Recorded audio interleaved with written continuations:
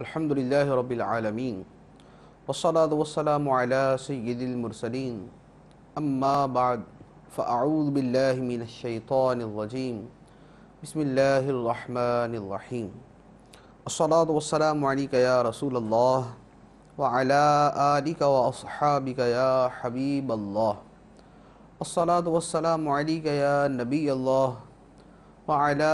آلک واصحابک یا نور اللہ۔ حضرت ابو ذر غفاری رضی اللہ تعالی عنہ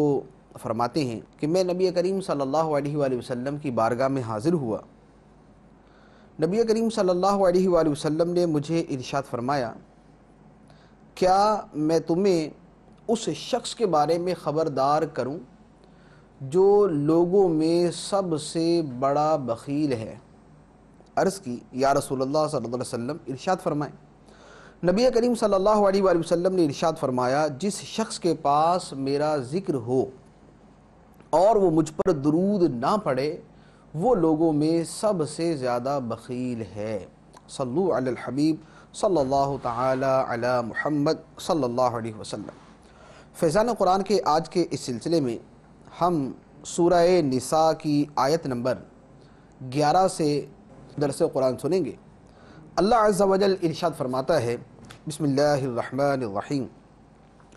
یوصیکم اللہ فی اولادکم للذکر مثل حظ الانثیین فإن کن نساء فوق اثنتین فلہن ثلثا ما ترک وإن كانت واحدة فلها النصف ولأبويه لكل واحد منهما السدس مما ترك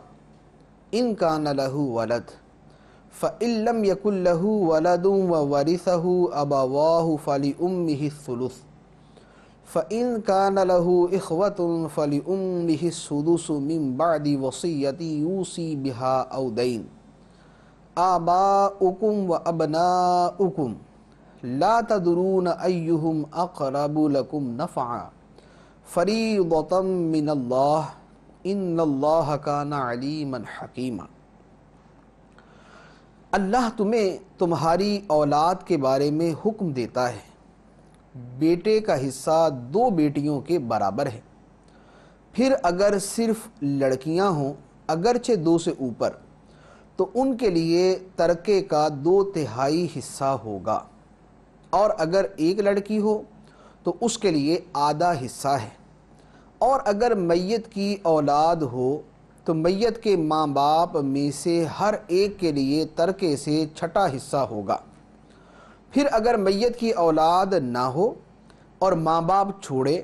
تو ماں کے لیے 1/3 حصہ ہے، پھر اگر اس میت کے کئی بہن بھائی ہوں تو ماں کا 6واں حصہ ہوگا۔ یہ سب احکام اس وصیت کو پورا کرنے کے بعد ہوں گے جو وہ فوت ہونے والا کر گیا، اور قرض کی ادائیگی کے بعد ہوں گے۔ تمہارے باپ اور تمہارے بیٹے، تمہیں معلوم نہیں کہ ان میں کون تمہیں زیادہ نفع دے گا، یہ اللہ کی طرف سے مقرر کردہ حصہ ہے، بے شک اللہ بڑے علم والا حکمت والا ہے۔ یہ آیت مبارکہ وراثت کے احکام کے بارے میں ہے۔ اس آیت مبارکہ میں اور اس کے بعد والی آیت مبارکہ میں وراثت کے مفصل احکام بیان کیے گئے ہیں۔ اس آیت مبارکہ میں جن کے احکام بیان کیے گئے، چونکہ وراثت کے مسائل بڑے پیچیدہ ہوتے ہیں، پورا اس کے اندر مسائل کو حل کرنا پڑتا ہے، تمام رشتہ داروں کو دیکھنا پڑتا ہے، وصیت کو، قرضوں کی ادائیگی کو اور میت کے متعلقہ اخراجات کو، سب کو دیکھ کر وراثت تقسیم کی جاتی ہے، تو اس لیے اس کو مفصل طور پر بیان کرنا مشکل ہے۔ تو اگر کسی کو وراثت کا مسئلہ درپیش ہو تو اسے چاہیے کہ کسی علم میراث کے ماہر عالم کے پاس جا کر اپنے مسئلے کو باقاعدہ حل کروائیں۔ اس آیت مبارکہ میں جو بیان کیا گیا اس کے حوالے سے کچھ اختصار کے ساتھ عرض کرتا ہوں۔ اس آیت مبارکہ میں ایک جو حصہ بیان کیا وہ فرمایا کہ لڑکے کو لڑکی سے دگنا ملے گا۔ جیسے مثال کے طور پہ ایک شخص فوت ہوا، اس نے 90,000 روپے چھوڑے اور اس کا ایک بیٹا ہے اور ایک بیٹی، تو بیٹے کو 60,000 روپے ملیں گے اور بیٹی کو 30,000 روپے، یعنی بیٹے کا حصہ بیٹی سے دگنا ہوا۔ تو ایک اصول یہ ہے۔ دوسرا مسئلہ جو بیان ہوا، ارشاد فرمایا کہ اگر لڑکیاں ہوں اگرچہ 2 سے اوپر تو ترکے کا 2/3 حصہ ملے گا۔ یہ اصل میں بیٹیوں کا حصہ بیان کیا گیا ہے۔ بیٹی کے حصے کے بارے میں 3 صورتیں ہوتی ہیں۔ ایک یہ ہے کہ کوئی شخص فوت ہوا اور اس نے صرف ایک بیٹی چھوڑی، بیٹا کوئی نہیں، تو اس بیٹی کو کل مال کا آدھا حصہ ملے گا۔ اگر 1,00,000 روپیہ چھوڑا تو اس کو 50,000 روپے ملیں گے۔ اور اگر 2 بیٹیاں ہوں یا 3 ہوں یا 4 ہوں یا اس سے زیادہ ہوں، یعنی 2 ہوں یا 2 سے زیادہ ہوں، تو اس صورت میں بیٹیوں کو 2/3 یعنی 2/3 حصہ ملتا ہے۔ 90,000 روپے چھوڑے تو اب 2/3 کیا بنے؟ 60,000 روپے، تو ان کو 60,000 روپے ملیں گے۔ تیسری صورت یہ ہوتی ہے کہ بیٹی کے ساتھ بیٹا بھی موجود ہو، تو یہ پہلے بیان ہوگا کہ بیٹی کے ساتھ بیٹا بھی موجود ہوگا، تو اس صورت میں جتنا بیٹے کو ملے گا اس سے آدھا حصہ بیٹی کو ملے گا۔ یہ بیٹی کی 3 صورتیں ہو گئی۔ لیکن ان تمام مسائل کے اندر ایک بات مشترکہ ہے، وہ کسی بھی وارث کے بارے میں ہو، خواہ وہ بیٹا ہو، بیٹی ہو، ماں ہو، دادی ہو، باپ ہو، کوئی بھی ہو، کہ جب کوئی شخص فوت ہوتا ہے تو سب سے پہلے جو اس کے کفن دفن کا خرچہ ہوتا ہے وہ اس کے مال سے ادا کیا جاتا ہے۔ اس کے بعد اس شخص پر جو قرضے ہوں وہ قرضے ادا کیے جاتے ہیں۔ قرضوں کی ادائیگی کے بعد پھر جو مال باقی بچتا ہے اس مال کا 1/3 حصہ وصیت میں خرچ کیا جاتا ہے۔ اگر فوت ہونے والے نے وصیت کی، مثلا اس نے کہا کہ میرے مال کا جو ہے وہ 1/3 حصہ جو ہے وہ غریبوں پر خرچ کر دینا، مسجد کو دے دینا، مدرسے کو دے دینا، فلاں عالم کو دے دینا، تو اخراجات جو کفن دفن کے اخراجات ہیں، وہ جو قرضے ہیں وہ ان کی ادائیگی کے بعد جو رقم باقی بچتی ہے اس کا 1/3 حصہ، 1/3 حصہ اس کی وصیت میں خرچ کیا جائے گا۔ اب جو باقی بچا ہے اس بچے ہوئے مال کے بارے میں یہ وراثت کے سارے احکام ہیں جو یہاں پر بیان کیے جا رہے ہیں، اور یہ صورت جو ہے یہ خود آیت مبارکہ کے اندر بیان کی گئی۔ تو ایک تو بیٹی کا حصہ، اگر 1 ہے تو 1/2، 2 یا 2 سے زیادہ ہے تو 2/3 یعنی 2/3، اور اگر بیٹی کے ساتھ بیٹا آ جائے تو بیٹی کو بیٹے سے آدھا حصہ ملے گا۔ ایک صورت۔ دوسری صورت جو دوسرے فرد کے بارے میں بیان کی گئی وہ ہے ماں باپ کے بارے میں۔ ماں اور باپ کو وراثت سے کس طرح ملے گا، اس میں بھی 3 صورتیں ہیں۔ باپ کے اندر 3 صورتیں یہ ہوتی ہیں کہ کوئی شخص فوت ہوا، اس نے نہ بیٹی چھوڑی نہ بیٹا، اس کے ورثاء کے اندر کوئی بیٹا بیٹی نہیں ہے، اسی طرح کوئی پوتا پڑ پوتا وغیرہ بھی نہیں ہے، تو اس صورت میں باپ کو بطور عصبہ کے ملتا ہے۔ بطور عصبہ کے ملنے کا مطلب یہ ہے کہ جو دیگر ورثاء ہیں ان کو دینے کے بعد جتنا بچے گا وہ سارے کا سارا باپ کو مل جائے گا۔ اور اگر کوئی شخص فوت ہوا اور اس نے ورثاء کے اندر بیٹا چھوڑا تو اب باپ کو کل مال کا 1/6 حصہ یعنی 1/6 حصہ ملے گا۔ اور اگر فوت ہونے والے نے بیٹا نہیں چھوڑا بلکہ بیٹی چھوڑی ہے تو اس صورت میں باپ کو 1/6 یعنی 1/6 حصہ ملتا ہے، اور پھر جو دیگر ورثاء کو دینے کے بعد باقی بچے وہ اس کو بطور عصبہ کے ملتا ہے۔ یہ 3 صورتیں باپ کے بارے میں۔ ماں کے بارے میں بھی 3 صورتیں ہوتی ہیں۔ پہلی صورت یہ ہے، فوت ہونے والے نے بیٹا یا بیٹی یا کسی بھی طرح کے یعنی حقیقی باپ شریک ماں شریک 2 بہن بھائی چھوڑے۔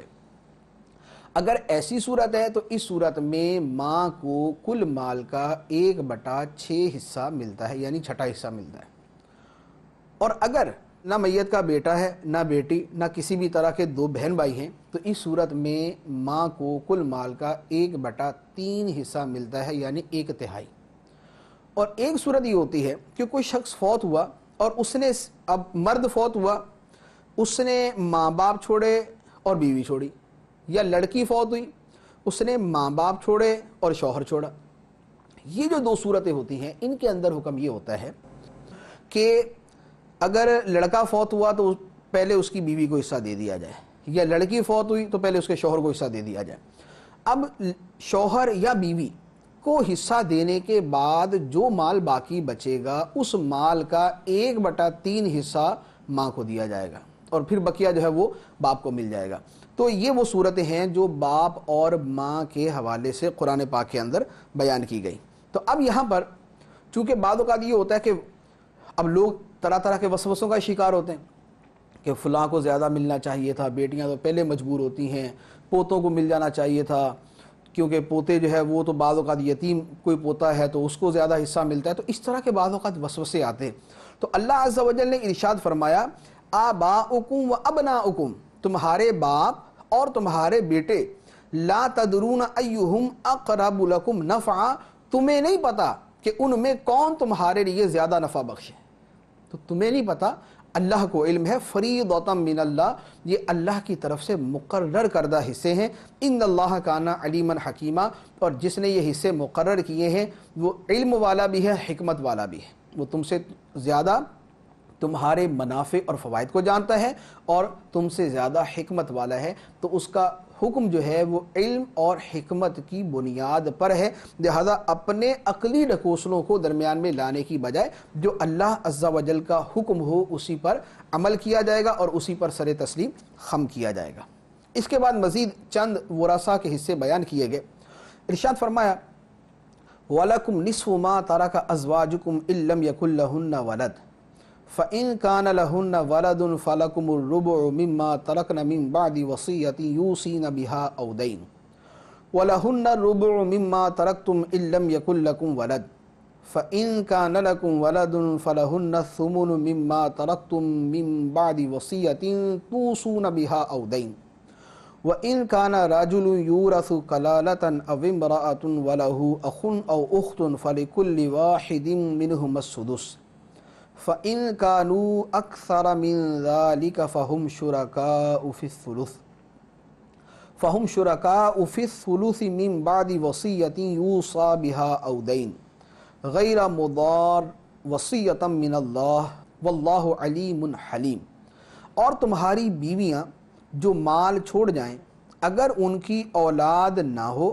تو اس میں سے تمہارے لیے آدھا حصہ ہے، پھر اگر ان کی اولاد ہو تو ان کے ترکہ میں سے تمہارے لیے چوتھائی حصہ ہے، یہ حصے اس وصیت کے بعد ہوں گے جو انہوں نے کی ہو اور قرض کی ادائیگی کے بعد ہوں گے، اور اگر تمہارے اولاد نہ ہو تو تمہارے ترکہ میں سے عورتوں کے لیے چوتھائی حصہ ہے، پھر اگر تمہارے اولاد ہو تو ان کا تمہارے ترکہ میں سے آٹھواں حصہ ہے، یہ حصے اس وصیت کے بعد ہوں گے جو وصیت تم کر جاؤ اور قرض کی ادائیگی کے بعد ہوں گے، اور اگر کسی ایسے مرد یا عورت کا ترکہ تقسیم کیا جانا ہو جس نے ماں باپ اور اولاد میں سے کوئی نہ چھوڑا اور صرف ماں کی طرف سے اس کا ایک بھائی یا ایک بہن ہو تو ان میں سے ہر ایک کے لیے چھٹا حصہ ہوگا،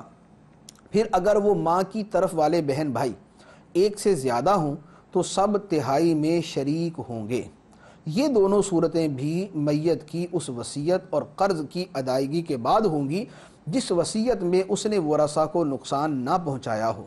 یہ اللہ کی طرف سے حکم ہے اور اللہ بڑے علم والا بڑے حلم والا ہے۔ تلک حدود اللہ ومن یطع اللہ ورسولہ یدخلہ جنات تجری من تحتها الانہار خالدین فیہا وذلک الفوز العظیم ومن یعص اللہ ورسولہ ویتعد حدودہ یدخلہ نارا خالدا فیہا ولہ عذاب مہین، یہ اللہ کی حدیں ہیں، اور جو اللہ اور اس کے رسول کی اطاعت کرے تو اللہ اسے جنتوں میں داخل فرمائے گا جن کے نیچے نہریں بہہ رہی ہیں، ہمیشہ ان میں رہیں گے اور یہی بڑی کامیابی ہے، اور جو اللہ اور اس کے رسول کی نافرمانی کرے اور اس کی تمام حدوں سے گزر جائے تو اللہ اسے آگ میں داخل کرے گا جس میں وہ ہمیشہ رہے گا اور اس کے لیے رسوا کن عذاب ہے۔ یہاں 3 آیتوں کی تلاوت کی گئی،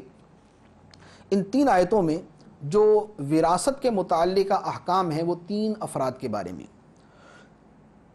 ایک بیوی کے بارے میں، ایک شوہر کے بارے میں، اور ایک ماں کی طرف سے جو آدمی کے بہن بھائی ہوں ان کے بارے میں۔ بیوی کے بارے میں احکام دو ہیں۔ پہلا یہ ہے، شوہر فوت ہوا اور شوہر نے اولاد چھوڑی، یعنی اس کے بیٹا یا بیٹی میں سے کوئی ہے، یا دونوں ہیں یا کوئی ہے یا پوتا ہے اس کا، تو اگر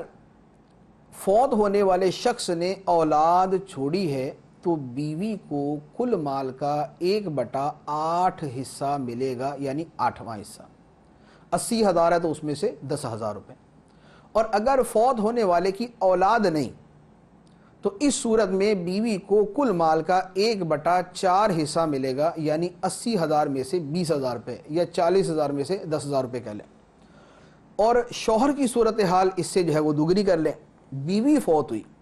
اور بیوی کی کوئی اولاد نہیں ہے تو اس صورت میں شوہر کو کل مال کا 1/2 یعنی آدھا حصہ ملے گا. 80,000 ہیں تو اس کو 40,000 ملیں گے. اور اگر بیوی فوت ہوئی اور اس کی اولاد ہے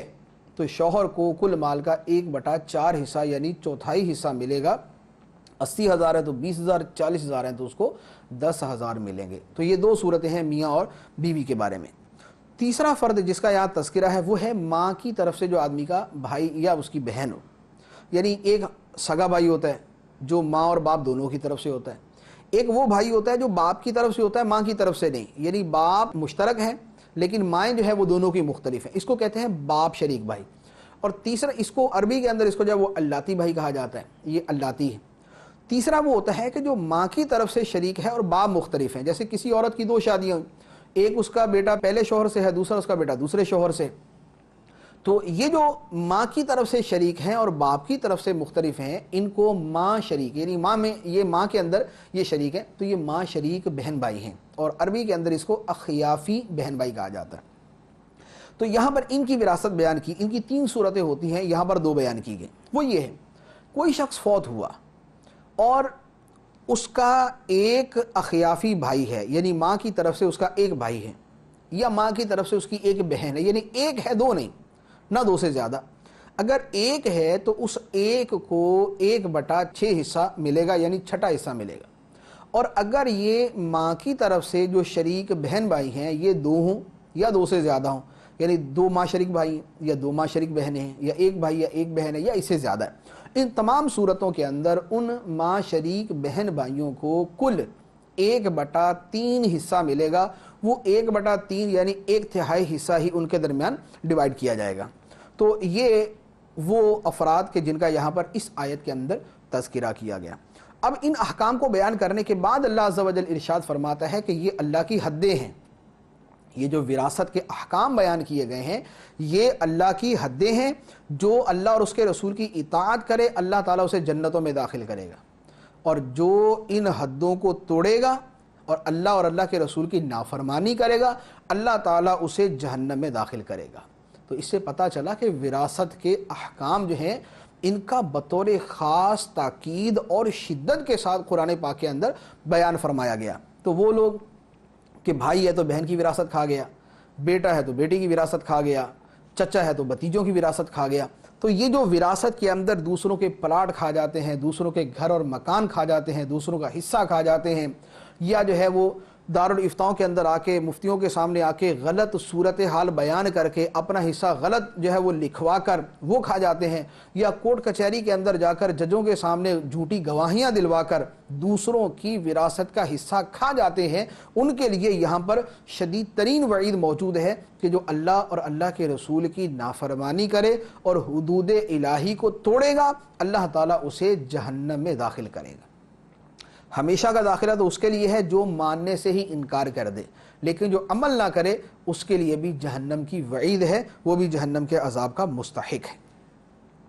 وراثت کے احکام جو ہے ختم ہونے کے بعد اب اللہ عز و جل ارشاد فرماتا ہے واللاتی یأتین الفاحشۃ من نسائکم فاستشہدوا علیہن اربعۃ منکم فإن شہدوا فامسکوہن فی البیوت حتی یتوفاہن الموت او یجعل اللہ لہن سبیلا. اور تمہاری عورتوں میں سے جو بدکاری کر لیں ان پر اپنوں میں سے 4 مردوں کی گواہی لو، پھر اگر وہ گواہی دے دیں تو ان عورتوں کو گھر میں بند کر دو یہاں تک کہ موت ان کی زندگی کو پورا کر دے یا اللہ ان کے لیے کوئی راستہ بنا دے. یہاں پر ایک حکم جو دیا گیا وہ ہے کہ اگر کوئی عورت بدکاری کرتی ہے اور اس پر 4 گواہ مل جاتے ہیں اور وہ جا کے قاضی کے سامنے جج کے سامنے گواہی دے دیتے ہیں تو زنا کی حدود حد شرعی جو بعد میں نازل کی گئی کہ 100 کوڑے مارے جائیں اور شادی شدہ ہے تو ان کو رجم کیا جائے، اس سے پہلے یہ حکم تھا کہ عورتوں کو گھروں میں روک لو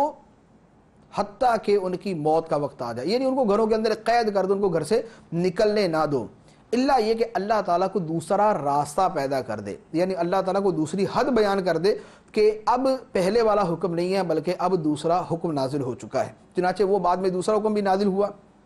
کہ پہلے یہ فرمایا گیا اور پھر بعد کے اندر دوسرا حکم نازل ہو گیا کہ اگر کوئی کنوارا مرد عورت بدکاری کرتے ہیں تو ان کو 100 کوڑے مارے جائیں گے، اور اگر وہ شادی شدہ ہیں تو ان کو رجم کیا جائے گا، سنگسار کیا جائے گا، پتھر مار مار کر انہیں ہلاک کر دیا جائے گا۔ اس کے بعد فرمایا وَاللَّذَانِ يَأْتِيَانِهَا مِنْكُمْ فَآذُوهُمَا فَإِنْ تَابَا وَأَصْلَحَا فَأَعْرِضُوا عَنْهُمَا إِنَّ اللَّهَ كَانَ تَوَّابًا رَحِيمًا، اور تم میں جو مرد عورت ایسا کام کریں ان کو تکلیف پہنچاؤ، پھر اگر وہ توبہ کر لیں اور اپنی اصلاح کر لیں تو ان کا پیچھا چھوڑ دو، بے شک اللہ بڑا توبہ قبول کرنے والا مہربان ہے۔ یہ اسی پہلے بعد والی حدود نازل ہونے سے پہلے کے بارے میں ہے کہ مرد و عورت اگر اس طرح کا برا کام کرتے ہیں تو ان کو ایذا پہنچاؤ، ایذا پہنچانے کے اندر ان کو برا بلا کہنا، ڈانٹنا ڈپٹنا، جھڑکنا، جوتے وغیرہ مارنا، تو یہ چیزیں جو ہے یہ ایذا پہنچانے میں داخل ہیں۔ لیکن بعد میں یہ حکم منسوخ ہو گیا، یعنی اب یہ حکم نہیں ہے کہ اب اگر کوئی اس طرح کرتا ہے تو اس کو گھر کے اندر ہی جوتے ووتے مار کے اس کو جو ہے وہ فارغ کر دیا اور اس کی حد پوری ہوگی، بلکہ اب جو حد شرعی ہے وہی اس پر لگائی جائے گی جبکہ اس کے تمام تقاضے پورے کر لیے جائیں، کہ اگر اس پر گواہ مل جائیں اور قاضی کے پاس وہ مقدمہ پہنچ جائے، قاضی ان کے بارے میں فیصلہ کر دے تو اس کے بعد پھر ان کے اوپر حد شرعی قائم کی جائے گی، یعنی 100 کوڑے اور رجم کی صورت بنتی ہے تو ان کو رجم کیا جائے گا۔ پھر اسی آیت میں مزید فرما دیا کہ اگر وہ مرد و عورت توبہ کر لیں اور اصلاح کر لیں تو پھر ان کا پیچھا چھوڑ دو، یعنی تعزیر کے اندر حکم یہ ہے کہ تعزیر کی صورت میں اگر وہ صحیح طریقے سے توبہ کر لیتے ہیں اور قاضی پر یہ واضح ہو جاتا ہے تو قاضی پر لازم نہیں ہے کہ وہ ان کو بہرحال سزا دے ہی دے۔ حد کے معاملے کے اندر صورتیں جو ہے وہ اس سے زیادہ تفصیلی ہیں، لیکن تعزیر کے اندر یہ گنجائش موجود ہے کہ اگر قاضی چاہے تو ان کو جو ہے وہ چند کوڑے مار کر فارغ کر دے، چاہے تو ان کو زیادہ مار دے، اس میں کمی بیشی ہو سکتی ہے، حد کے اندر کسی بھی طرح کی کمی بیشی نہیں ہو سکتی۔ اس کے بعد فرمایا انما التوبۃ علی اللہ للذین یعملون السوء بجہالۃ ثم یتوبون من قریب فاولئک یتوب اللہ علیہم وکان اللہ علیما حکیما۔ وہ توبہ جس کا قبول کرنا اللہ نے اپنے فضل سے لازم کر لیا ہے وہ انہی کی ہے جو نادانی سے برائی کر بیٹھیں پھر تھوڑی دیر میں توبہ کر لیں، ایسوں پر اللہ اپنی رحمت سے رجوع کرتا ہے اور اللہ علم و حکمت والا ہے۔ یہاں فرمایا کہ جس کی توبہ قبول کرنا اللہ نے اپنے فضل سے اپنے اوپر لازم کر لیا، وہ کون ہے؟ وہ ہے جو برائی کر بیٹھے اور پھر جلد توبہ کر لے۔ جلد توبہ سے کیا مراد ہے کہ یعنی گناہ کر لیا تو اگلے دن سے پہلے پہلے یا اگلے مہینے سے پہلے پہلے یا اگلے سال سے پہلے پہلے یا جوانی میں کی تو بڑھاپے سے پہلے پہلے توبہ کر لے، نہیں۔ احادیث مبارکہ کے اندر اس کی صراحت ہے اور علماء اور امت کا اس بات پر اجماع ہے کہ جب آدمی کے مرنے کا وقت آتا ہے تو اب مرنے کا وقت جب آتا ہے تو فرشتے اس کے سامنے ظاہر ہو جاتے ہیں جو اس کی روح قبض کرنے آتے ہیں، غیب کا عالم اس کے سامنے عیاں ہو جاتا ہے۔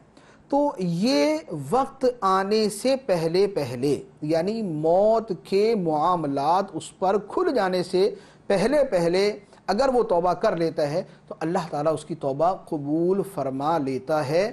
جلد توبہ کرنے سے مراد یہ وقت ہے کہ اس وقت کے آنے سے پہلے پہلے، مثال کے طور پہ کسی کا ایکسیڈنٹ ہو گیا، اب بالفرض اس کو پتہ چل گیا کہ میں مرنے ہی لگا ہوں، کہ میرا اتنا خون بہہ چکا ہے یا میں اتنا شدید زخمی ہو چکا ہوں، لیکن ابھی اس پر وہ غیب کے معاملات کھلے نہیں ہیں، اگر وہ اس وقت بھی توبہ کرتا ہے تو اللہ تعالیٰ اس کی توبہ اس وقت بھی قبول فرما لے گا۔ یہ ہے وہ چیز جس کے بارے میں اللہ عز و جل نے فرمایا کہ اللہ تعالیٰ نے ایسے بندوں کی توبہ اپنے فضل سے قبول فرمانا اپنے اوپر لازم کر لیا ہے۔ تو جلد توبہ کرنے سے مراد یہ وقت ہے، اس کے اندر کوئی یہ نہیں ہے کہ جو ہے وہ فوراً جو ہے وہ 1 سال کے اندر اندر توبہ کرے تو قبول ہے، ورنہ بعد میں نہیں۔ اس کے بعد ارشاد فرمایا وَلَيْسَتِ التَّوْبَةُ لِلَّذِينَ يَعْمَلُونَ السَّيِّئَاتِ حَتَّى إِذَا حَضَرَ أَحَدَهُمُ الْمَوْتُ قَالَ إِنِّي تُبْتُ الْآنَ وَلَا الَّذِينَ يَمُوتُونَ وَهُمْ كُفَّارٌ أُولَئِكَ أَعْتَدْنَا لَهُمْ عَذَابًا أَلِيمًا۔ اور ان لوگوں کی توبہ نہیں جو گناہوں میں لگے رہتے ہیں یہاں تک کہ جب ان میں سے کسی کی موت کا وقت آتا ہے تو وہ کہنے لگتا ہے اب میں نے توبہ کی، اور نہ ان لوگوں کی کوئی توبہ ہے جو کفر کی حالت میں مریں، ان کے لیے ہم نے دردناک عذاب تیار کر رکھا ہے۔ یہاں پر بھی ایک وہی پہلی صورت جس کو میں نے تفصیل سے عرض کر دیا کہ موت کا وقت آ جائے اور اب توبہ کرے، یعنی ساری زندگی گناہ کرتا رہا، موت کا وقت آ گیا اور اب توبہ کی تو اب قبول ہے یا نہیں؟ تو یہاں پر وہی تفصیل کہ اگر غیب کے معاملات کھل گئے تو پھر توبہ قبول نہیں، اور اگر اس سے پہلے کرتا ہے، جیسے کسی آدمی کو پھانسی ہونی ہے، اب اس کو پھانسی کے تختے کے اوپر کھڑا کر دیا گیا، موت کا وقت تو آ گیا اس کا،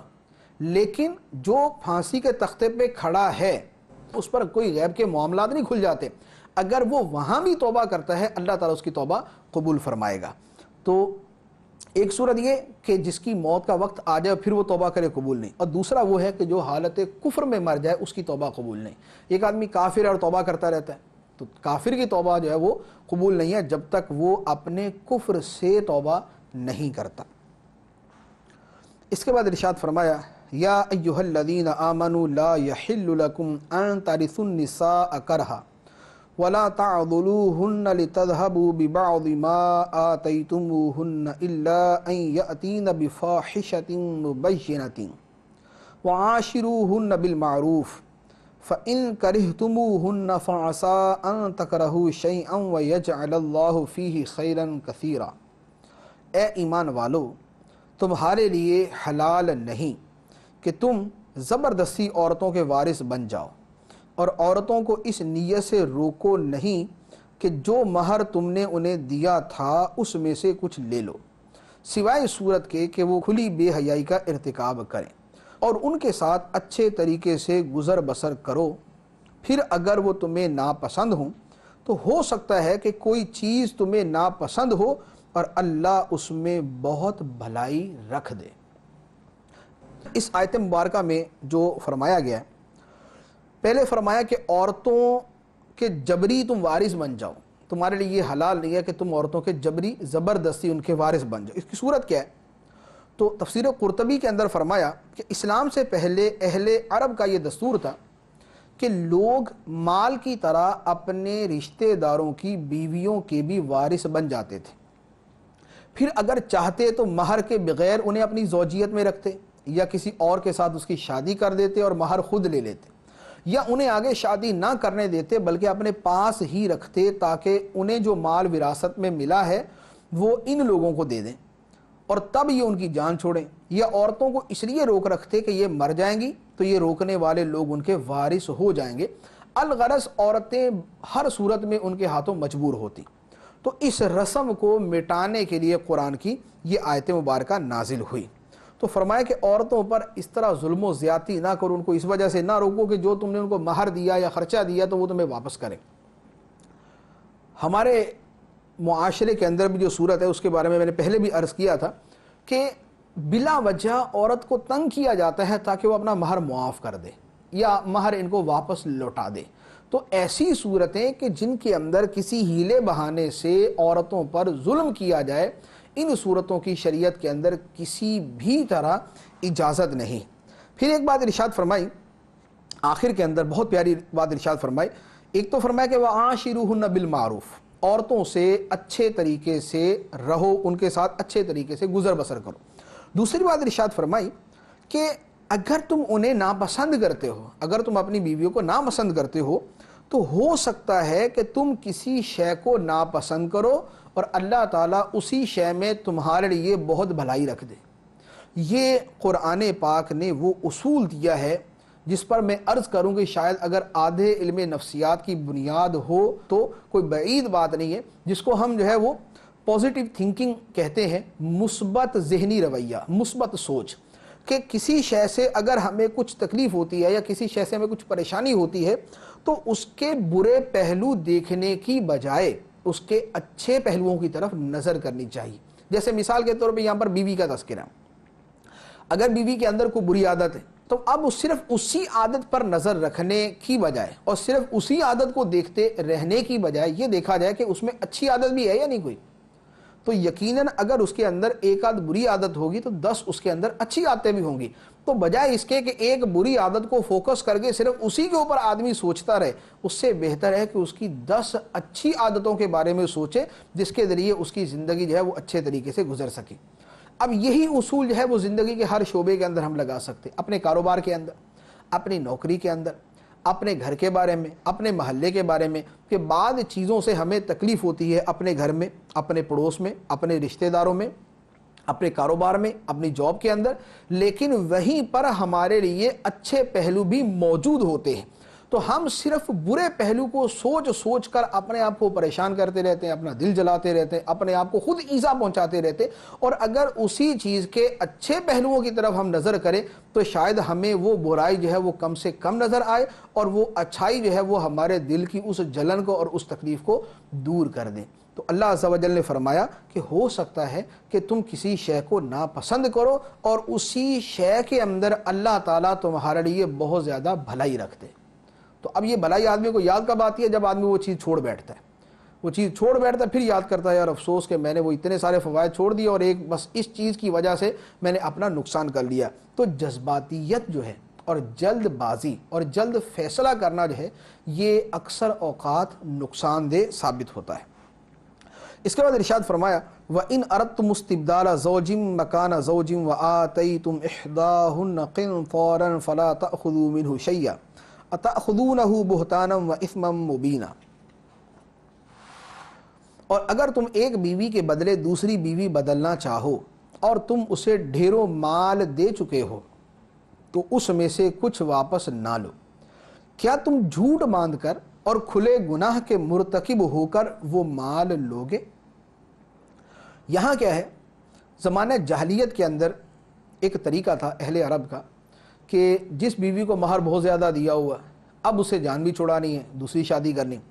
تو اب کیا کرتے کہ اس بیوی پر کوئی الزام لگا دیتے، کوئی بہتان لگا دیتے۔ نتیجہ کیا ہوتا کہ عورت تنگ آ جاتی، اب عورت تنگ آتی تو وہ جان چھڑانے کی کوشش کر دی، اب آخری نتیجہ یہ ہوتا کہ عورت کہتی کہ خدا کا واسطہ جو تم نے مجھے مال دیا ہے وہ لے لو اور میری جان چھوڑ دو۔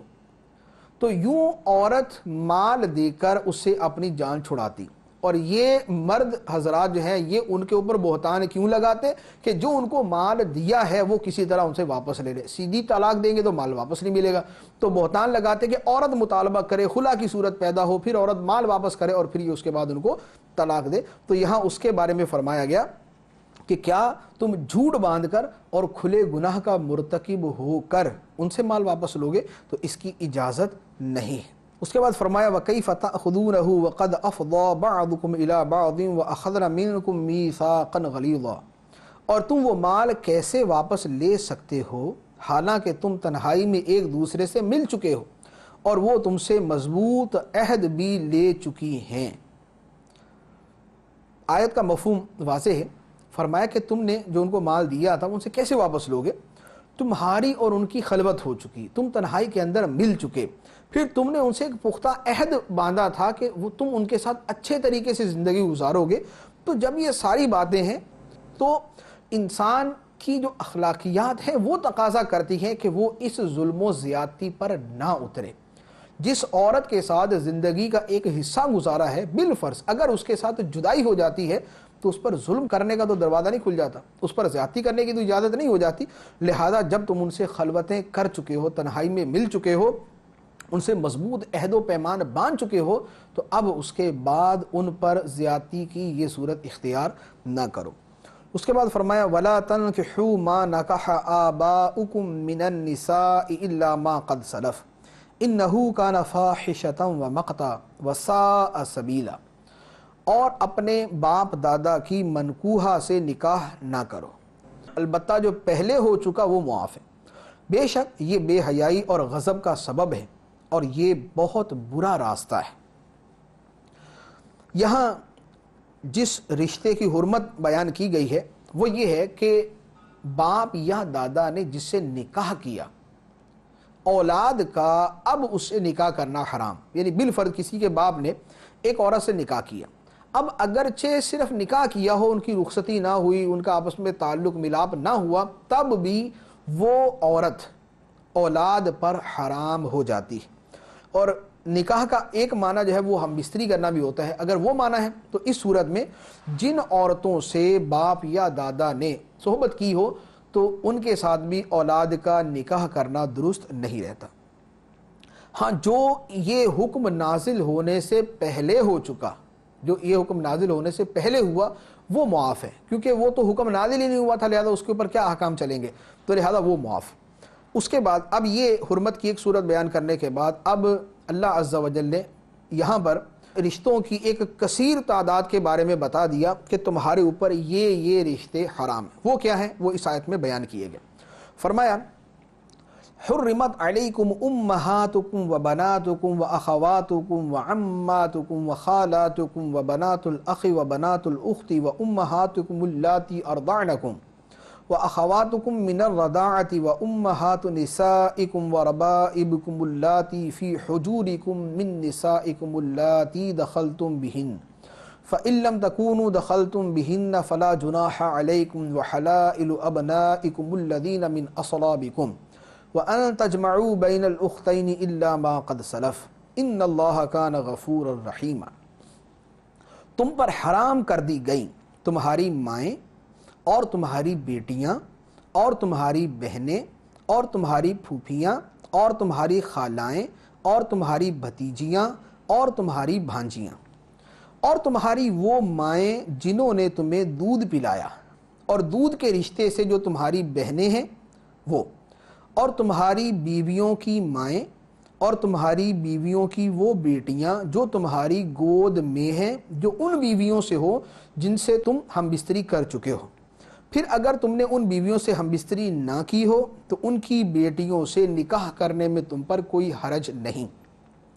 اور تمہارے حقیقی بیٹوں کی بیویاں اور دو بہنوں کو اکٹھا کرنا حرام ہے، البتہ جو پہلے گزر گیا وہ معاف ہے، بے شک اللہ بخشنے والا مہربان ہے۔ اس آیت مبارکہ کے اندر جو رشتے حرام کیے گئے وہ آیت کے ترجمے سے واضح ہیں، اختصار کے ساتھ عرض کر دیتا ہوں۔ نسب کی وجہ سے 7 عورتیں حرام۔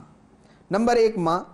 اس کے بعد پھر جو ماں کے اوپر وہ ماں جو ماں کی ماں ہے وہ جو اس کی ماں جو اس کی ماں، اس طرح اوپر جو رشتے بنتے ہیں۔ نمبر 2 بیٹی، پھر پوتی نواسی وغیرہ سب اس میں داخل۔ نمبر 3 بہنیں، نمبر 4 پھوپھیاں، نمبر 5 خالائیں، نمبر 6 بھتیجیاں اور نمبر 7 بھانجیاں، یہ سب حرام۔ دوسرے نمبر پہ جو دودھ کے رشتے ہیں،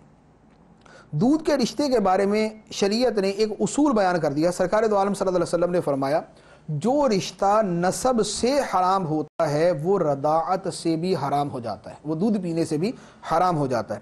تو اب اس کے اندر دودھ پلانے والی ماں، دودھ شریک بہن بھائی، اور دودھ کے رشتے سے جو بھتیجے بھانجے خالو ماموں وغیرہ بنتے ہیں وہ سارے کے سارے وہ حرام۔ تیسرے نمبر پہ 4 طرح کی عورتیں مساہرت کا مطلب یہ ہوتا ہے کہ کسی جگہ شادی کی تو اب یہ جو سسرالی رشتہ بنتا ہے اس کو مساہرت کہتے ہیں۔ تو سسرالی رشتے سے جو حرام ہے وہ کیا ہے؟ نمبر 1 جس بیوی سے صحبت کی گئی اس کی لڑکیاں، جو پہلے کسی شوہر سے ہوں، اپنی تو حرام ہی ہے، جو کسی اور سے ہوں وہ بھی حرام، لیکن کون سی عورت؟ جس سے صحبت کی گئی، جس سے صحبت نہ ہوئی اس کی بیٹیاں وہ حلال ہوتی ہیں جب ان کو طلاق دے دی جائے۔ اسی طرح بیوی کی ماں یعنی ساس، بیوی کی دادی، بیوی کی نانی اور ان سے اوپر والی، یہ سب حرام۔ باپ اور دادا وغیرہ کی بیویاں، یعنی باپ کی کوئی اور بیوی ہے تو وہ سوتیلی ماں، دادا کی کوئی بیوی ہے خواہ دادی ہے یا سوتیلی دادی ہے، یہ سب کی سب حرام۔ چوتھے نمبر پہ بیٹے پوتے وغیرہ کی بیٹیاں، یعنی بیٹے کی بیوی، پوتے کی بیوی، یہ سارے کے سارے رشتے یہ بھی حرام۔ اور پھر ایک صورت وہ اور مزید بیان کی گئی کہ نکاح کے اندر 2 بہنوں کو جمع کرنا، 2 بہنوں کو جمع کرنا یعنی 2 سے بیک وقت نکاح کرنا، یہ حرام۔ ایک سے نکاح ہوا پھر بالفرض طلاق ہو گئی، عدت گزر گئی، اس کے بعد دوسرے سے کیا، اس کی اجازت ہے۔ بیک وقت دو بہنوں سے نکاح کرنا، اسی طرح پھوپھی بھتیجی سے اکٹھا نکاح کرنا ایک ہی وقت میں، یا خالہ بھانجی کو ایک وقت میں نکاح میں جمع کرنا، یہ حرام۔ تو یہ حرمت کی وہ صورتیں ہیں جو یہاں پر قرآن پاک کے اندر بیان کی گئی۔ ان کے علاوہ جتنے بھی رشتے ہیں، جتنی بھی عورتیں ہیں، ان سے نکاح کرنا حلال ہے۔ اللہ عز و جل ہمیں قرآن پاک کے احکام کو سمجھنے کی توفیق عطا فرمائے، عمل کرنے کی توفیق عطا فرمائے۔ آمین بجاہ النبی الامین صلی اللہ تعالی علیہ وسلم۔